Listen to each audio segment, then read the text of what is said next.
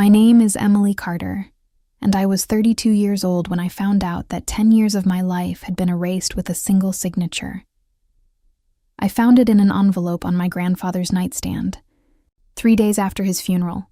Not a love letter. Not a note of thanks for the decade I spent as his caregiver, a copy of a new will, signed the night before he died, and my name wasn't on it. This isn't really a story about money. It's a story about what happens when someone assumes quiet means weak. I want to tell you all of it. Not just the ending, but everything it cost to get there. I was 22 when my grandmother died, fresh out of college, still figuring out who I wanted to be. My grandfather, Walter Hensley, was 71 then. Sharp, stubborn, and suddenly very alone in a 5-bedroom house in Fairview, Ohio, that echoed every time he walked through it. I remember the first Sunday I showed up unannounced, just to see if he'd eaten anything besides toast. He was sitting at the kitchen table with my grandmother's reading glasses still in their case beside his coffee cup, like he hadn't been able to move them yet. He looked up at me and said, "You didn't have to drive all this way." And I said, "I know." And I sat down anyway. That became the pattern. Sundays turned into Saturdays and Sundays. Then Wednesdays too, once his kidneys began to fail and the dialysis started. By the time I was 26, I had a spreadsheet of his medications taped inside his kitchen cabinet, his insurance paperwork organized in a folder in my car, and a standing Tuesday evening appointment to sit with him through 4 hours of dialysis so he wouldn't have to stare at fluorescent lights alone. I never once asked him for money. I came because he was the one who taught me how to change a tire in that driveway when I was 16, patiently, 3 times, until I stopped being afraid of the jack slipping. I came because on the back porch, some summer evenings, he talked to me about how he built Hensley Building Supply out of a single rented warehouse in 1974 into a company that mattered to half the contractors in the county. He'd talk about it like it was a living thing he was proud to have raised, the way other men talk about their children. "You understand it," he told me once, near the end. Richard never wanted to understand it. He just wanted it to already be done. My Uncle Richard, Grandpa's only son, lived 3 states away in Charlotte. I want to be fair to him here, because it matters later. He wasn't always the man he became. He called on birthdays. He remembered small details when he bothered to ask. There had been a stretch of years, back when I was a teenager and my grandmother was between treatments, when Richard drove up more than he needed to, just to take me to a movie so I'd have one evening that wasn't about hospitals. I loved him for that once. If he'd always been a villain in this story, I think I would have seen the ending coming from a mile away. He wasn't. That's exactly why it worked. That last spring, Grandpa's heart took a turn nobody expected. And almost overnight, Richard started calling more, visiting more, bringing his own briefcase full of papers, just to help Dad get organized. I should have paid closer attention to that word. Organized. One Tuesday, I arrived for our dialysis appointment and found a man in a gray suit already sitting in Grandpa's living room, papers fanned across the coffee table like a hand of cards. Richard introduced him only as someone helping with the estate stuff. Grandpa barely said 2 words to me that whole visit, which wasn't like him. When I asked him in the driveway afterward what was going on, he wouldn't quite meet my eyes. "Just paperwork, Em. Don't worry about it. You've got enough on your plate." 3 weeks later, my grandfather passed away in his sleep at 79, with me sitting beside his bed reading him the sports section, the way I had almost every night that final month, because it was the one thing that still made him smile. At the funeral, Richard stood at the front of the chapel and gave a eulogy about family, about loyalty, about how his father had taught him that blood always comes through for blood in the end. I sat in the second row in the same cardigan I'd worn to Grandpa's last dialysis appointment, and I believed every word of it. I even reached over afterward and squeezed Richard's hand and told him it was a beautiful send-off. That's the part that still embarrasses me. How easily I handed him my trust right when he needed me not to ask questions. 2 days after the funeral, in a downtown attorney's office with cold gray carpet and a conference table too large for the 4 of us sitting around it, Richard slid a document across toward me without any preamble at all. A new will. Dated the night before Grandpa died. Every asset, the house, the company, all 7 figures across his investment accounts, left entirely to Richard. Not one word about me. I read it twice, certain I was misunderstanding something. "There's some mistake," I said. Grandpa's old will split things between us. He told me that himself, more than once, sitting right on that back porch. "Dad wanted to simplify things at the end," Richard said, not even glancing up from his phone. "You understand. You were basically just staff at that point. 10 years of Tuesdays, reduced to one word. I didn't cry in that office. I didn't raise my voice, though something in my chest went very still and very cold. The way water goes still right before it freezes. I just asked calmly for a copy of the signature page. Richard seemed almost pleased by how quietly I took it. I imagine he went home that night and told his wife I'd handled it well. He had no idea what he'd just handed me. I took that signature page home and sat with it at my kitchen table until well past midnight. Something about it didn't sit right. The signature was smooth, confident, evenly spaced letters, steady loops. Not a single break in the line. My grandfather's hands had been shaking so badly that final month that he could barely hold a coffee mug without wrapping both palms around it. I had watched him fail to sign a simple grocery delivery slip 2 weeks before he died, his pen skidding sideways clean off the paper, while he apologized to a stranger for something that wasn't his fault. This signature had no hesitation in it at all. I didn't say anything to Richard. I didn't say anything to anyone that night. I just started paying very close attention. That was their first mistake, and it would cost them everything. I went no contact with Richard the following week. No dramatic phone call. No accusations. I simply stopped answering. He texted twice, then stopped, apparently satisfied that I'd retreated quietly to lick my wounds somewhere he wouldn't have to watch. Silence, I came to learn, is its own kind of leverage. While Richard assumed I'd faded into the background, I was doing something he never once considered I was capable of. I was building a case. For 10 years, I hadn't just been a caregiver. I'd been a witness. Every doctor's appointment, every medication change, every conversation where Grandpa talked about his wishes for the company, I'd written it all down. Not for court, but because that's simply what you do when you love someone whose memory has started, ever so slightly, to slip. Now those notebooks were about to matter more than I'd ever imagined. I enrolled in a paralegal certificate program, evenings and weekends on top of working full-time at an accounting firm downtown. I told myself at first it was only about understanding what had happened to me. That stopped being true somewhere around month 2. I wanted the tools to fight, not just to understand the fight. I met with 3 attorneys before I found one who listened to the whole story, instead of checking her watch halfway through. A sharp, quiet woman named Denise Okafor, who specialized in contested wills and elder financial exploitation. She looked at that signature page for exactly 4 seconds before setting it down. "This wasn't produced by a shaking hand," she said. "Someone traced this or someone else signed it. Here's the part I didn't expect. The part that almost ended everything before it started." 3 months in, Denise called me on a Thursday evening, and for the first time her voice didn't have its usual calm. "Our forensic document examiner just backed out.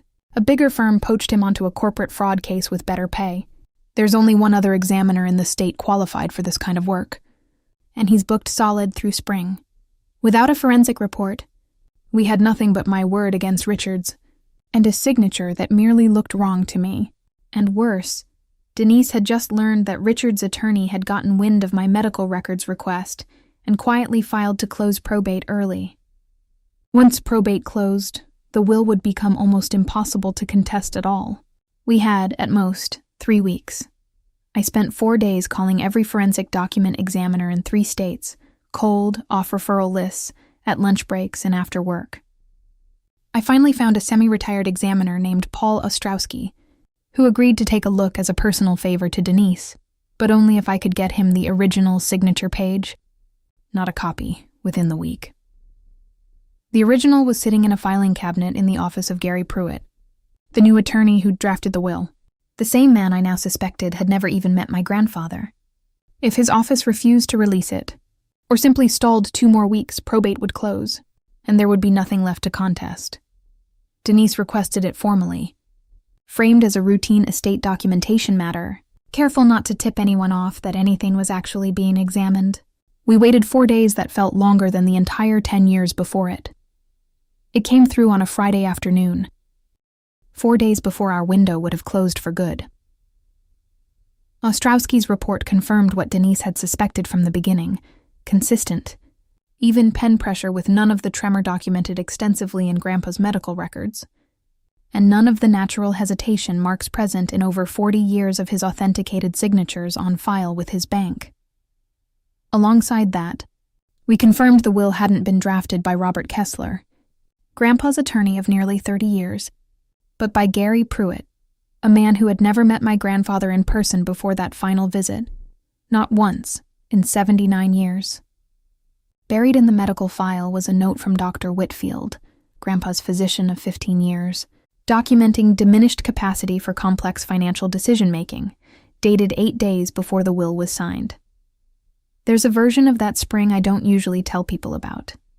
Some nights, after the phone calls to examiners and the drafts of medical records requests, I'd sit alone in Grandpa's old recliner. Richard hadn't gotten around to selling it yet, and I would just miss him. Not the money, not the fight. Him. The smell of his coffee in the mornings. The sound of the sports section rustling while I read it aloud badly, mixing up batting averages he'd correct without ever making me feel foolish for it. I built an entire legal case out of love for a man who wasn't there to see any of it. And some of those nights felt like the loneliest kind of justice a person can chase. Richard had no idea how close the whole thing had come to slipping away from me before it even began. He was busy those months, quietly listing pieces of company equipment for sale, quietly putting the house on the market, quietly renovating his own home 3 states away with money that, as far as I was concerned, had never been legally his to spend. If only he knew what was already sitting in my attorney's file. He never would have picked up the phone 8 months later. 8 months after the funeral. Richard called me. I almost didn't answer. Curiosity won. His voice was different that day. Smaller. Frayed at the edges in a way I hadn't heard from him before. "Hey, Em," he said, like nothing had happened between us at all. "Listen, I could really use your help with something." Hensley Building Supply, it turned out, was unraveling. Richard had spent his career in sales 3 states away and had never worked a single shift in the warehouse. Without the operational knowledge I'd handled quietly behind the scenes for years, vendor relationships, payroll timing, the personal trust of men who'd worked there since before I was born, the business had started, falling apart almost the moment he took it over. 2 long time. Vendors had already pulled their contracts over missed payments. The bank was asking pointed questions about a loan he'd taken against the company to fund the house renovations he'd been posting online for months. And a cousin none of us had spoken to in over a decade had resurfaced, threatening to contest the will himself, suspecting, correctly, though he had no proof, that something about it didn't add up. "I know things were tense," Richard said, and for a second, his voice actually cracked in a way that sounded real. "I think about Dad every single day, Em. I think I handled the whole thing badly. I want to make it right. I could bring you on as a consultant. Real title, real equity discussion, not just a paycheck." I let a pause sit on the line, just breathing room, and I'll admit something uncomfortable here. Part of me, for just a moment, wanted to believe him. 10 years of caring about a family doesn't switch off cleanly just because one document tried to erase you from it. "I'd need to see the company's current financials first," I finally said, just to understand what I'd actually be walking into. He agreed immediately, almost gratefully. He had no idea he'd just handed me exactly what I needed. I brought those financials straight to Denise the following morning. While Richard believed he was extending an olive branch out of guilt, my legal team was finalizing a formal will contest, built on Ostrowski's forensic report, Dr. Whitfield's note on diminished capacity, and a retainer agreement showing that Gary Pruitt had been engaged and paid by Richard 3 full weeks before his father's death. Not by Walter. We requested a mediation meeting. Richard believed it was about finalizing his consulting offer. It was not. The meeting took place in Denise's conference room on a gray Tuesday morning in March, almost exactly a year after Grandpa's funeral. Richard walked in wearing a suit that looked a size too tight around the collar, still smiling like a man about to close a favor. "So," he said, sliding a thin folder toward me, 20% equity plus salary to help stabilize things. Get us both through this rough patch. I didn't touch the folder. I'm not here about the job, Richard. His smile faltered at the edges. Denise slid a different folder across in its place. Thicker. Tabbed. Precise. This is a formal petition to contest the will of Walter Hensley, she said evenly, on the grounds of lack of testamentary capacity and undue influence. Richard didn't fold right away, and I'll give him this much credit. He fought back harder than I expected. You have nothing, he said, leaning forward, jaw tight. A shaky signature isn't proof of anything in a court of law. Old men's hands shake. That's what dying looks like. And if you drag this into a courtroom, I will countersue you personally for defamation. And I'll make sure whatever's left of this estate goes entirely to lawyers before either of us sees a dime of it. Is that really what you want? To burn the whole thing down out of spite? It wasn't an empty threat. Denise had warned me he might try exactly this. That even a weak countersuit could freeze the estate's remaining assets for years and cost me more in legal fees than I stood to recover. That's your call to make, I said. But before you make it, look at this. I placed Ostrowski's report on the table between us. 40 years of authenticated signatures on file with his bank, and this one matches none of them. No tremor, no hesitation, despite medical records confirming he could barely hold a pen that entire month. Coincidence, Richard said, though his voice had lost some of its edge. Handwriting changes under stress, everyone knows that. It does, Denise said calmly, which is exactly why we didn't stop at the handwriting. She slid the retainer agreement across the table. Gary Pruitt was paid by you, Richard. 3 weeks before your father died. A man who never once met Walter Hensley in 79 years drove out to draft a document erasing the one person who had cared for him for a decade. That's not a coincidence a jury needs a forensic expert to understand. Richard opened his mouth to argue again and stopped himself. I watched him actually do the math in real time, the countersuit that would freeze everything for years. The criminal referral for elder exploitation Denise had mentioned was still on the table. The version of this story his own business partners and neighbors would eventually read in a public court filing. You had someone he'd never met draft a document that erased 10 years of Tuesdays, I said quietly. And you still didn't take the time to study his handwriting closely enough to fake it well. Nobody spoke for a long moment. Richard looked down at the folder, then at me, and for just a second I saw something that might have been shame, and might just have been fear of getting caught. I've never decided which. I'm not here for 20%, I finally said, standing. I'm here for what was always mine, and to make sure a judge sees exactly how you got what you took. The case never made it to trial. Facing forensic evidence, a documented pattern of undue influence, and the real threat of a criminal referral, Richard's attorney negotiated a settlement rather than risk everything in front of a judge and a public record. The original will, the one Grandpa had maintained for nearly 30 years with Robert Kessler, his real and longtime attorney, was reinstated in full. It named me primary beneficiary of the estate, with a smaller share preserved for Richard, exactly as Grandpa had always intended, long before anyone tried to rewrite his final wishes for him in a bed he could no longer sit up in unassisted. Richard kept his house in Charlotte. He did not keep the company. Hensley Building Supply is still standing today, under new leadership. Mine. The same vendors who nearly walked away are still with us, and I've since hired 3 new employees who remind me, oddly, of the version of myself who used to show up every single weekend asking for nothing at all. I don't speak to Richard anymore, not out of lingering anger, out of clarity. Some evenings I still sit in that same recliner, the one Richard never got around to selling, and I still miss the man who taught me to change a tire in that driveway, not the estate he left behind. That's the part no paperwork ever touched, and the part I wouldn't trade back even if I somehow could undo everything else that came after it.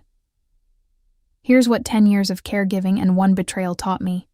In the end, love doesn't need a witness to be real, but justice does. I never fought for that inheritance because I needed the money. I fought because a man who called twice a year tried to convince me, in a cold room with gray carpet, that a decade of showing up made me nothing more than staff. He was wrong. And in the end, the paperwork proved it, line by line. signature by signature. But it was the missing him quietly. On ordinary nights long after the settlement was signed, that proved something else entirely. That the 10 years were never about winning anything at all.